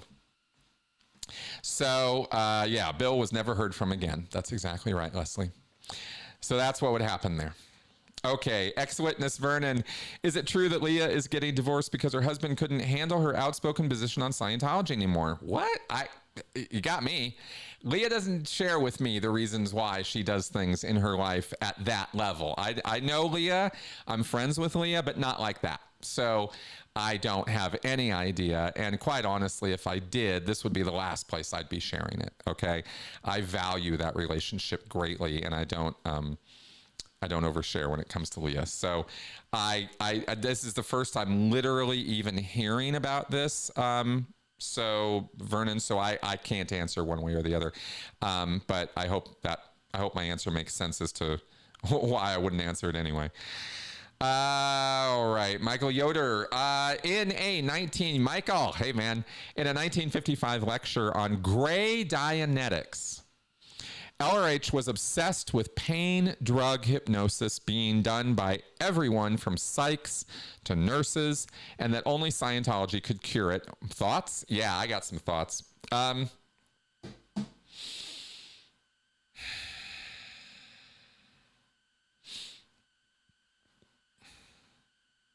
Okay, let me take a sip here again. I get to expound on PDHing. In the 1950s, when brainwashing was first becoming a thing that was being talked about in media, various articles, the Red Scare, communism, the Cold War, these were all very real things. And people were reacting in 1950s. They didn't have an internet. They didn't have so much of what we have now. It was not the Dark Ages, but it was not a place where information flowed around the world or between people the way it does now. It was slower to learn stuff. It was slower to find out stuff. You had to go down to the library. You had to go to the newspapers. You had to see it on TV or hear it on the radio.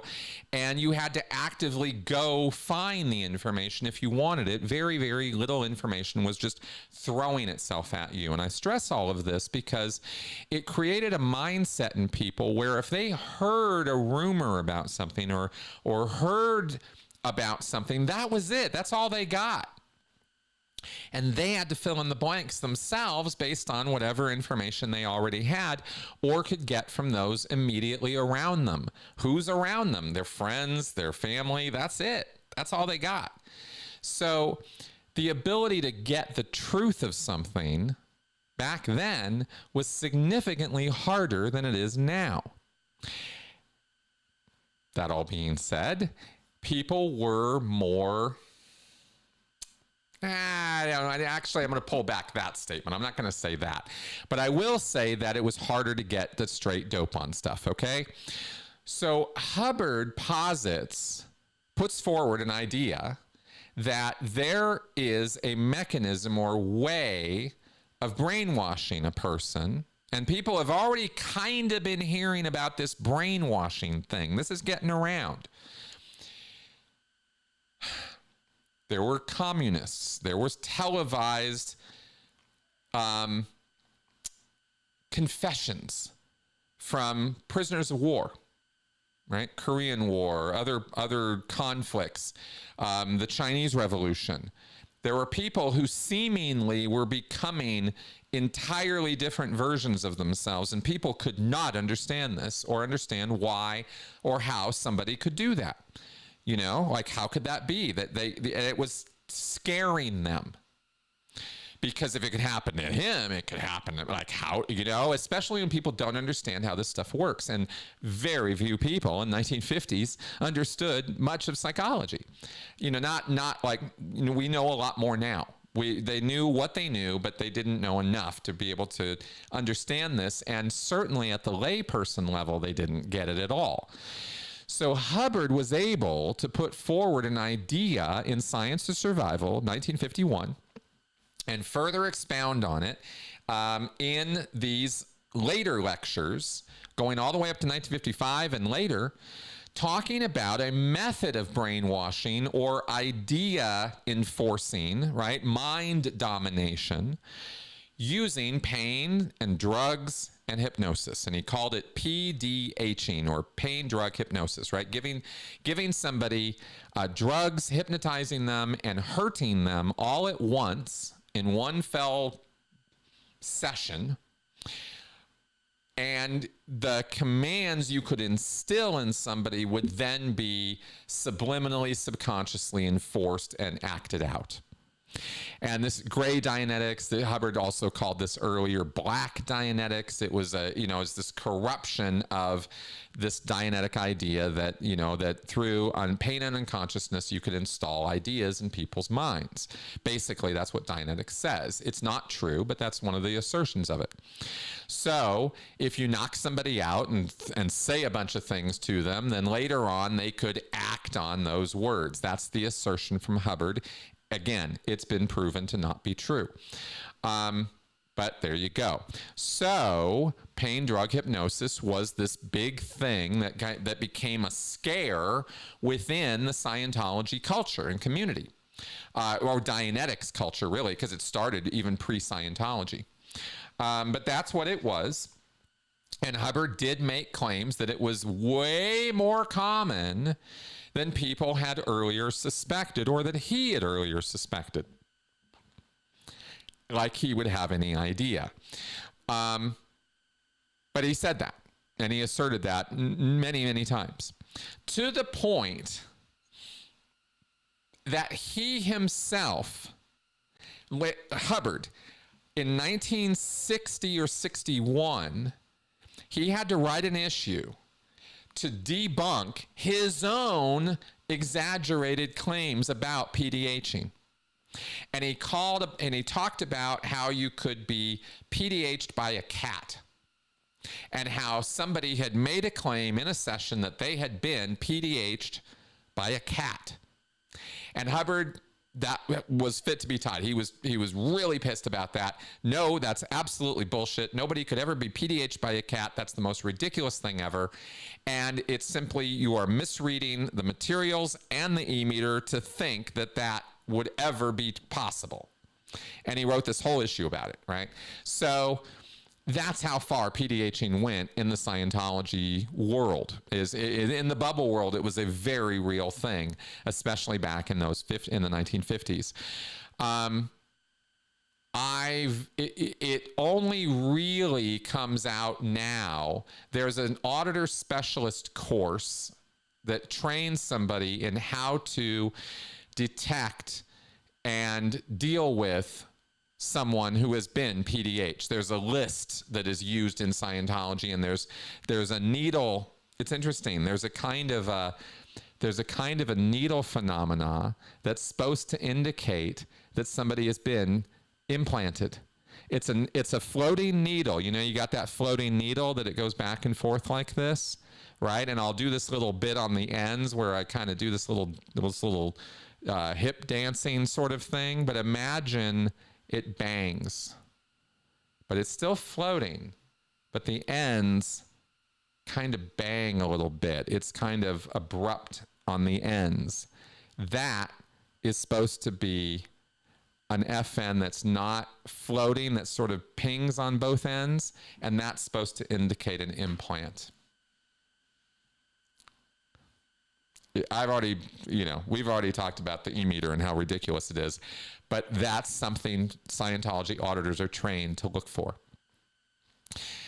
A springy FN is what it's called. It springs on the end, right? Springy FN. Okay, so there you go. Fun question. Thanks for asking me that, Mike. Unless it's a big manly cat, that's right. All right, Matt Bywater. Hey, Matt. The contrast between the new Joker movie and the last is striking, yet very true. What makes a masterpiece in film? Simply having the same director/producer is insufficient. Is it just a lucky confluence of factors? What a great question, Matt. Thank you for asking me that. You know how much I love talking about movies. And when you have, yes, I'm gonna basically go with what you're putting out, that it is a confluence of circumstances and events, right? Because context is what makes a classic as much as the work itself. The work has to be brilliant. The work has to be, up there, right? It has to communicate, in other words, essential ideas, emotions, concepts that people want and respond to. It evokes meaning in people. A large swath of people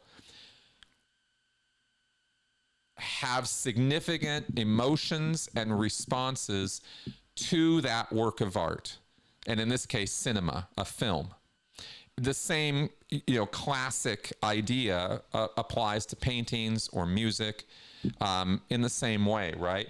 Art is the best art that evokes the most response to it.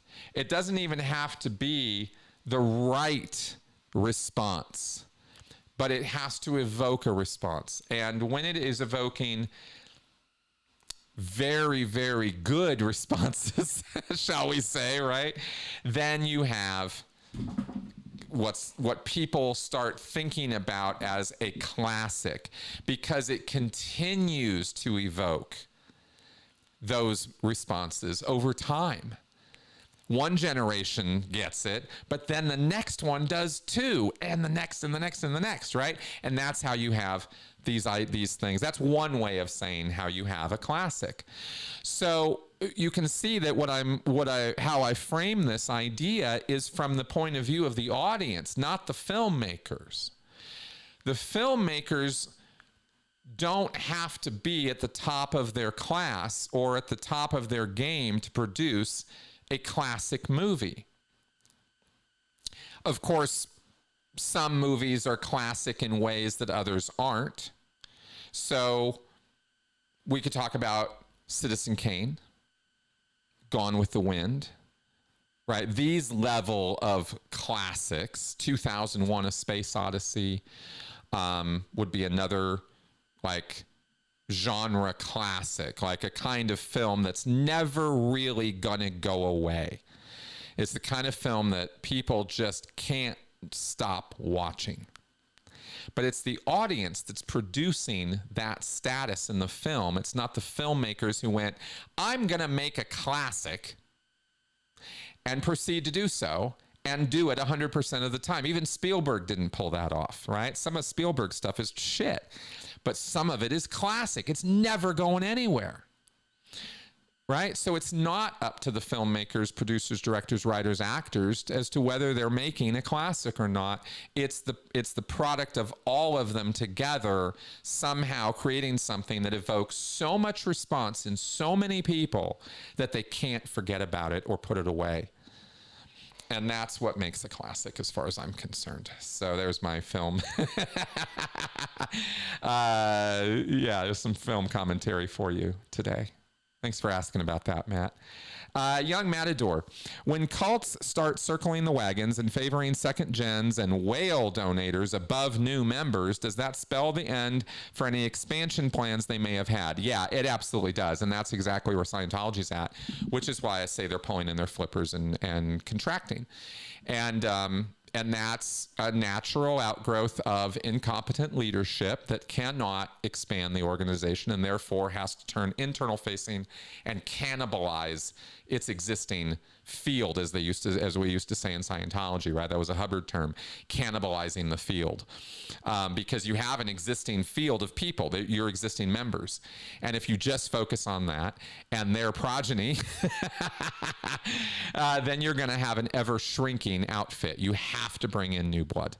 So yeah, and any group, any cult that gets into that space is going to be eventually on their way out. It's a slow burn, though. I mean, you understand that this is going to take another generation, right, or two. I mean, it just goes and goes and goes, but it's just like it goes so slow. So hopefully we'll see some, somewhere in here at some point. It would be wonderful if we could see some criminal prosecution, but I ceased holding my breath for that quite some time ago. So anyway, let's carry on here. Matt, again, you referred to Breaking Bad as the quintessential example of the Maliphany. Yes, Walt and his descent into drug dealing and murder. Would you recommend watching all 5 seasons of the show? You bet I would. I have a short list of my top shows and movies. And movies I differentiate from shows, because when you have limited series or series of shows, then it's multi-episodic, storytelling. And that's different from your 2.5, 3 hour, 4 hour, movie. It's all in one shot. You can do different things with it. There's different rules. And it's a much wide open format to tell, lots of long form storytelling, right? Love that stuff. Like I said, I have a short list of the best, and Breaking Bad is absolutely in that top 5 of that list. I don't think it's number 5. I think it's more like number, 1 or 2. But what vies for the top 3 are always a little bit contentious for me, right? I just have this list of shows that are just so good because they are crafted shows. They are not just tossed off cheap entertainment, right? Soap operas, sitcoms, most dramas these days, every single procedural, crime procedural, family, whatever, Every one of those shows are just not quality writing. They're just writers that they just don't really care about quality. That's not what they're doing. They're telling jokes, or they're moving drama forward, or they're doing what they're doing, but they're not about quality. There's no consistency. There's contradictions. The characters act in very, very non-regular, non-human ways. The plot is what drives things forward. The characters don't really seem to fit into the plots very well. So there's all these incongruities and weirdnesses that happen, and and they're just not very good. The good stuff is when it's the most human writing, when it's really exposing or showing or giving us opportunities to learn and grow in an entertainment venue, right? And Breaking Bad is probably one of the best examples of that ever, because it is, as Vince Gilligan described it, the guy who started the show and created it, it's Mr. Chips becomes a drug lord, right? It's like this sort of like he take this kind of Mr. Rogers kind of character, and you turn him into this like really evil, horrible a person, murderer, thief, liar, all this stuff. Through us, and what I appreciate about the show, because Mel and I are rewatching it right now, which is another reason why it's on my mind. We're into season 2 right now. We're watching maybe an episode every night or two, and we're having a great time with it. And I'm seeing in the quality of the writing, you see foreshadowing of things that I don't think even the writers knew they were foreshadowing. You can see the Maliphanies happening. Like he's literally sitting there in the seat, like you can see the satisfaction of him seeing that he is getting away with shit, and it's pushing him to keep doing it. Because Walter White didn't really start out as Mr. Rogers. He had seething resentments brewing underneath him that were not just regular human stuff. All written in, it's all there to be mined and exposed and seen, and you can see this character development, and it is just perfect, episode by episode by episode. And that's and the other, turn this around now and look at it from another way. The other thing that makes really quality storytelling, whether it's television, movies, whatever, and Breaking Bad excels at this, is there is no wasted time or effort. Every single scene, every single line, the staging and positioning and coloring, the color schemes, the lighting, everything is coming together with no wasted effort or time. Nothing's ancillary. Every single thing they're showing you is there for a reason. That is quality storytelling. That's not just, fill in the blanks of your Mad Libs, and throw it and call it a script, right? And it's hard to do. It's really hard to do. It looks easy, but it's not. Just look at how much I add to my answers that I don't need to, right? I just go on and on and on and on. I say the same thing 3 or 4 times sometimes, right? It's like if I could, cut this down, I probably could quite a bit. Good editing, good storytelling, good writing is all about bringing out the scissors as much as it's, breaking out the thesaurus and looking for, the right words to use. Sometimes the right thing to do is not use any words at all. I've seen movies and scenes which were brilliantly framed and shot, where not a word was said and you got everything, that kind of storytelling. It's great stuff. I love that kind of thing.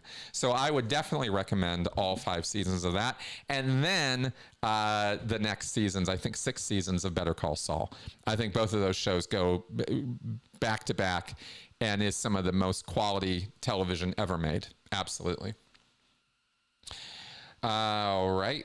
Chip Buddy, hey, a new questionnaire here. I have exactly what your podcast guest described.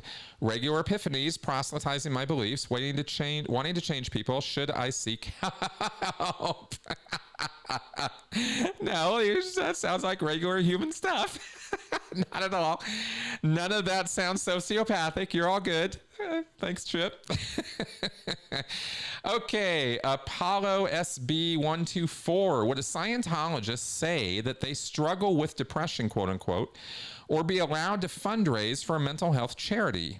Bitten down a bit of a rabbit hole due to the Emily Armstrong thing on this topic. Oh, sure. Okay, good question. No and no. No Scientologist is going to talk about their depression. They may use the word, of course, but they're not talking about a disorder or a personality problem or issue or a chemical imbalance in their brain or something like that. They eschew all of that thinking. Depression is a spiritual problem, and it is solved with spiritual means, with Scientology auditing. Period. End of story. There is nothing else to be said about it in the bubble world of Scientology. There are no meds. There is no going to see your therapist. There is no condition. There is no abnormality that has a basis in your brain or in your chemistry. It's your spirit. Okay? It's just the spirit. Here's your spirit right here. It's not your body. So they don't want to hear about any of that, and they don't talk that way or think that way. And so mental health, the entire concept of mental health and mental health specialists is something that Scientologists laugh at. They seek spiritual health. They think everything is a reflection of your thetan, right? So from their point of view, nobody in psychology or psychiatry really understands what they're doing. It is certainly not the best form of help for you, and you better not be taking any pills. That's the Scientology attitude about it. So I hope that clarifies that, because it's very stringent. They don't mess around about that, right? They're very clear cut in their concepts on that. Okay, Young Matador. At this stage, is DM really concerned about getting new members into the Church of Scientology? Is he more concerned with keeping the big whales happy instead? It appears that way. I don't see Miscavige pouring the coals on public dissemination efforts. Like, let's take a look at this for a second. And let's break this down, right? What would it look like if he were pouring the coals on public dissemination, on trying to bring in new members for real? What would it really look like? Well, for one, he would take a good chunk of the money that they've got salted away, and he would use it in massive public outreach campaigns. But David Miscavige doesn't do that. He gets the cheapest possible advertising models with the Super Bowl ads every year, and he runs one ad a year. And that's it. That's all that's happening on any kind of national or international market. Everything else is up to the local orgs to advertise for themselves. And sometimes they get a little bit of money from international management when they've just opened their ideal org. They get what's called a non-existence campaign, where they get to sort of do some promotion, radio ads, billboards, things like that, print ads in the local area. And that's supposed to get them out of non-existence with the community so people know they're there. Do they really do that job and get that result? Of course not, because they don't know what the hell they're doing. They get limited results with the promotional actions they take. I'm not saying they don't get anything. They sell books, they put up billboards, they get people talking, but they don't sustain it. It's a one-off campaign that the org can't continue to pay for. They need the funding and the backup of international Scientology management to really put out the big dissemination campaigns, right? It would be in a similar way to, would you rely on, if you were the distributor of if you were the manufacturer and distributor of Coca-Cola and you didn't advertise anywhere, once a year, you put out a Super Bowl ad that was interesting. That's all you did. All the rest of the advertising for Coke was up to the local restaurants that have it in there. They can advertise that they got Coke, and they can spread word of mouth about Coke, and they can spend as much as they want to in their local restaurant area advertising Coke. How much coke are you going to sell? Right? A tenth, a 20th, a 100th of what you're selling with those big international campaigns, right? Obviously. So that's where Scientology advertising is at. That's how their marketing model looks, is they don't do shit. So how it is that David Miscavige imagines that there's going to be any expansion at all by leaving all the promotion and marketing efforts up to the orgs makes no sense at all. Now, he'll tell you that they're doing massive promotion and marketing through the Scientology TV channel. Nobody's watching that. It's something you have to go to watch. And none of the marketing of that TV channel brings anybody to it. Nobody cares. And there's no promotion and marketing of it. So that channel isn't actually promotion of Scientology because nobody's watching it or even knows about it, right? Not really. Again, if you don't tell anybody about what you're doing, how are they supposed to know? This is the most fundamental question of marketing and promotion, is if you don't tell anybody about it, how are they supposed to know? And David Miscavige refuses to tell anybody about Scientology. So, is it incompetence? Is it intentional? I think it's incompetence. I used to think it was intentional. Now I think it's incompetence. I really, truly believe David Miscavige has no fucking idea what he's doing. And it shows. That's what I can say about that. Okay, enough said. And we have reached the end of our question queue. Oh, which reminds me, I was going to say at the top, when I mentioned the 500th episode thing at the beginning of the show, I had an idea. For the 500th episode, I think I'm going to empty my question queue. I have had a question queue, which is basically a text file that I've been keeping up for, I think, about 9 years now. I mean, I've had the show going, and that entire time I've had this one text file where I cut and paste all the questions y'all send me. I put it into that file, and I pull from that file. Now that we've been doing live shows for at least the last year, I've been having to pull from there very infrequently, but I still do from time to time, and it's gotten pretty down. There's not a lot left in there. But I'm thinking maybe for the 500th episode, I just clear it, and we just go over and empty all of them, in addition to taking some live questions from you guys. At least it's something to do. If you have any other ideas for me, of course, I am more than happy to hear them as we roll forward. I've still got 26 weeks until we get there, or a little bit longer, actually, since I'm taking November off. So we got some time to plan for this, but that was an idea that I had. So, all right, guys, I think we're going to move toward wrapping up here now. We've been at it for a couple hours. This has been a lot of fun. And I'm going to have to go back and check out all of Irina's comments here. These are all really funny. Okay. Thanks for coming around, guys. Let me go ahead and put a couple plugs in for you. Oh, by the way, I am taking November off. I posted that on my community tab. I made the decision. Let's just do it. So this means that, what does this mean? This means that today is the 20th. So we will have one more live Q&A. Next weekend, we will do the full weekend thing with the Friday show, which we didn't do this week. Sorry about that, guys. We just had some other plans come up. So we will be going live this next Friday for Critical Conversations, and we will have a podcast for you guys. I'm doing 2 interviews this week, so I'm pretty sure I'll come up with something for you on the podcast on Saturday, and we will have a live next Sunday. So I will see you one more time, and then I will be taking off for November and coming back in December. That's the plan right now. I will be doing my weekly show with Tony.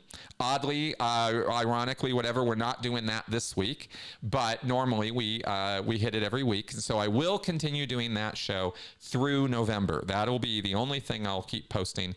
My clips will also be taking a break. I'm just kind of putting a hiatus on everything so I can really focus as much time as I can on my book writing and get as much as done on that as I can.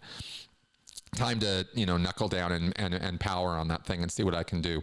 I'm still reading Body Keeps the Score right now, which is, I cannot, Jesus, I can't shut up about that book. It is so, so good.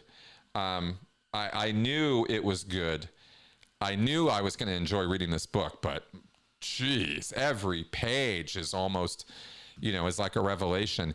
And proof. I studied enough stuff, read enough, neuroscience and other stuff to know that this was true.